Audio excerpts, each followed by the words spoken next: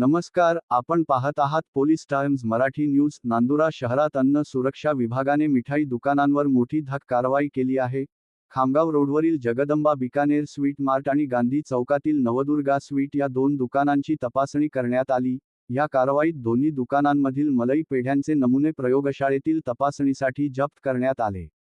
तसेच दोन्ही दुकानांची गोदामे विनापरवाना आणि विनानोंदणी सुरू असल्याचे समोर आले. यापैकी एका गोदामात अस्वच्छताही आढळल्याने अन्न सुरक्षा विभागाने गंभीर आक्षेप नोंदवले आहेत.